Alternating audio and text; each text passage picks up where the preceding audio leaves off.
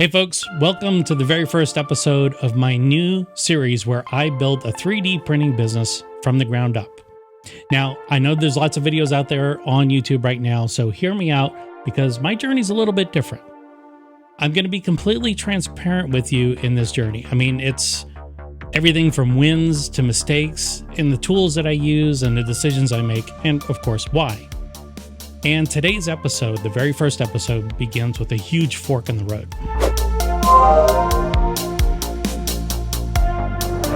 You see, I've owned a 3D printer for over 15 years now. The Stratasys Fortus 250 MC. Say that 3 times real fast. It's a beast. It was built to print advanced materials like ABS, but it's also ancient. It runs on outdated hardware, uses proprietary software, and isn't exactly plug and play by today's standards. To make it usable for this new business, for a modern business, I need to completely gut it. I got to replace the electronics, update the firmware, probably swap out a few aging mechanical parts, and that's even before I print anything. So the question is, should I rebuild this old machine or just go buy something new and just get to work? And we all know time is money.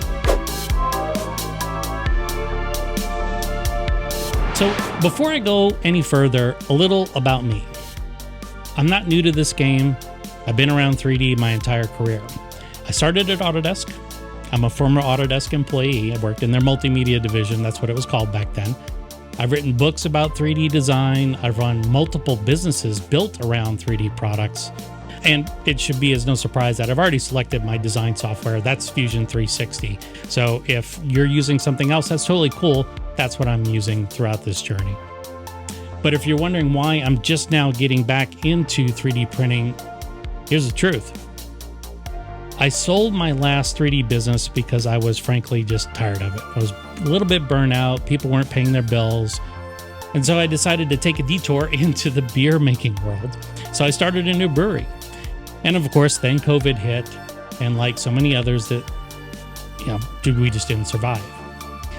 It's taken me a long time to recover from that, years in fact. But after looking at my old career track, something's changed. The technology has come a long way. The ecosystem is more accessible, and honestly, I feel like this is the right time to get back into the world of design and manufacturing. The barrier to entry, frankly, has never been any lower. So what are the decision factors? Let's talk about the 2 paths in front of me. Got over here, option 1, rebuild the Fortus. That means tearing it down, learning or relearning the hardware inside and out, and customizing it exactly the way I want. That's a huge benefit. If something breaks, I know how to fix it. It does everything that I need it to do, and I know how each component works and why. But it also means a lot of downtime. A lot of downtime. Wow, that's a pretty big butt. And of course, cost. It's not free to rebuild, and I'll still be working with old parts in some places. So if something does go wrong, that may not necessarily be part of the new build. So option 2 is buy a new 3D printer. I've looked into several machines, and initially I was considering the Bambu X1 Carbon and the Prusa CoreONE.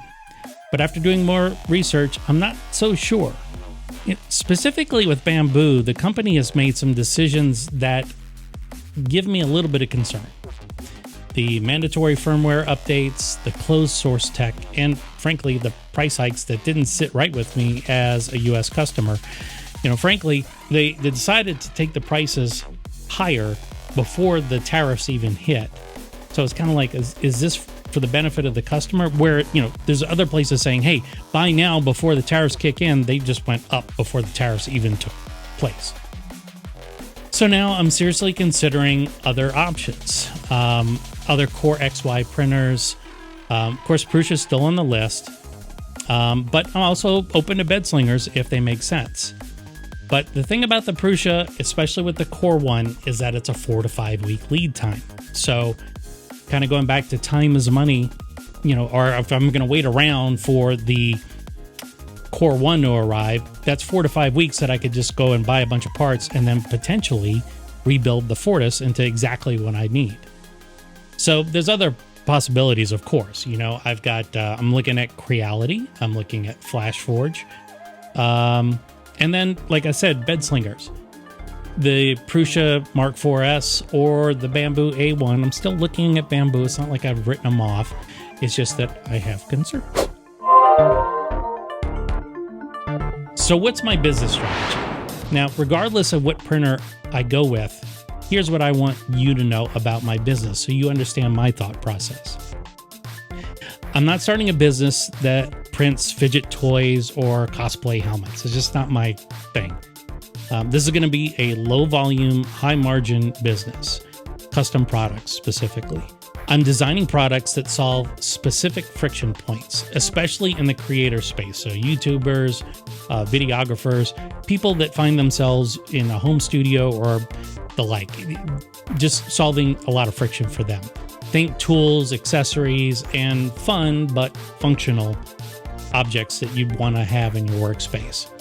Now, I've already selected my first product that I want to make. In fact, it's already well underway, and I've had the opportunity to develop that product using the local library's makerspace. We got a big grant from a local tech company, and I live in Seattle, but it's not the one you're thinking about. Gave the local library basically enough money to buy 6 Prusa printers. There's 3 Mark IIIs and 3 Mark IVs. So I've learned or relearned on Prusa. I'm familiar with it. I'm comfortable with it, or getting comfortable with it. And so it would be a no-brainer for me to say, get a Mark IV's and stick it into, I've actually got right down here, I've got an old server cabinet designed for the studio, fully insulated, so I could toss the Mark IV's in there and be up and running. And I'd have basically a chamber with active ventilation. I could slap a carbon filter on one of the fans that I want to have running, and that would serve its purpose. I'd probably get ABS and ASA out of that thing. I haven't tried, but it's insulated and it does not give off really any heat at all. So this would be an option for me. The A1 Bambu specifically says that you should not enclose it. So if I get the A1, that would have to sit on top of that server cabinet. So, you know, as far as my choices at this point, it really does come down to cost, time to get to my front door from the day I place the order, and reliability, longevity. You know, I'm not so much concerned with tinkering.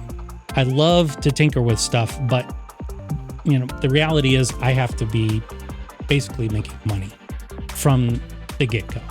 And fortunately, I've had enough time behind the Prusas that I already have models built, sliced, ready to go. I know I can reslice it for any printer. That's no big deal. But I've basically gotten to that point. So now it really comes down to I have to pull the trigger on my own printer. The benefit of the makerspace is it's been absolutely awesome for me to learn how to print in 3D using these newer technology printers. Of course, with it being a public space, I can only use the printer for certain hours throughout the week. And if I don't have the opportunity to make reservations, there's like an open study program, which is great, but that means open, which means anybody can show up. And frankly, there's been challenges with that where a bunch of people show up and they take all the printers, and if you don't get there an hour ahead of time, you're kind of SOL. So it's time to bite the bullet. It's time to get my own 3D printer and get this business off the ground. So it's either buying a brand new printer fully assembled, or at least a kit that I can assemble quickly and then off to the races I go, or do I take the time to rebuild that Fortus 250MC? What would you do? If you were in my shoes, what would you do? I think I know where I'm leaning, honestly, because of the whole time money argument, but I really like to hear what your opinions are about this. Frankly, I would love to know what you're using and what do you find reliable Why do you find it reliable? And what would you, if you had to do it over again, what would you do differently? I've seen for like different YouTube channels that I'm looking at, Sam Craft and The Next Layer and Sam Prentice and was it Uncle Jesse? I've been watching all these YouTube channels. Slant, I think, is another one. And everybody has a different take on things. I mean, because this is really about building something real. Something scalable is also big for me. And hopefully something that inspires you along the way. Whether you're looking back at yourself when you see me and kind of go, I remember those days, and you can steer me in the right direction, or you are just getting started yourself and you can kind of feel my pain. Either way, curious to get your comments. So, speaking of comments, that's what the comment section is for down below. Please be respectful. Give me your suggestions. Give me your sage advice, if you have any. And let me know what you would do. If you had the luxury of starting your own 3D printer business or restarting your 3D printer business that you already have, what would you do differently? And also, if you think that I should be looking at another printer, I've already listed 4 manufacturers. I've got Bambu, I've got Prusa, I've got Creality, and I've got Flashforge. Let me know if there's more out there. I'm sure there are. I know there are, but just what's real? What's, you can see all these different manufacturers and you just don't know who's legit or who's going to have any longevity. I don't want to replace a printer in 1,000 hours or 2,000 hours. I want the sucker to go to 10,000 hours. So you tell me, am I looking at a Creality? Am I looking at a Prusa? Am I looking at a Bambu like the P1S? P1S looks pretty nice. I know it's a closed ecosystem, but it looks pretty nice. I don't want to get smacked around by Bambu.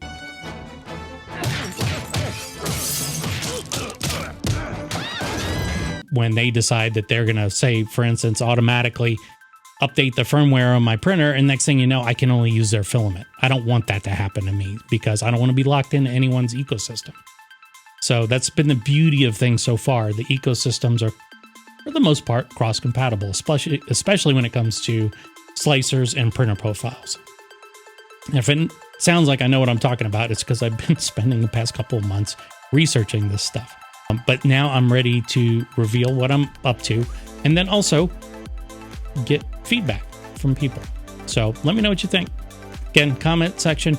If you found this interesting or intriguing, please subscribe because I will have lots of other episodes as I make my way through this process. And I'm making a decision really soon. It's going to happen within the next 7 days from when this video goes up. So if you missed it, I'm sorry. I probably already made my decision because I got to get going.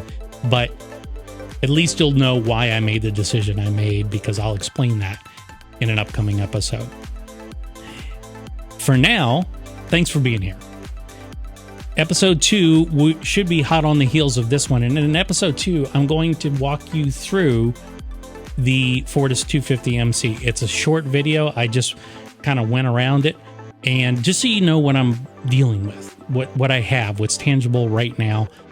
And for those of you who've been in the business long enough, you might look back and go, wow, I remember those things. Mine still works, guys. I just fired it up after 10 years of sitting in storage. It still works. So that's pretty cool. Anyway, next episode will be about that. And then the next episode after that will likely be the big reveal, whatever it is. I would hope that everybody's given me some kind of valuable feedback that I can then turn into something. So thanks for watching. I appreciate it. Hey, and remember, at the end of the day, we're all 3D printers. All right.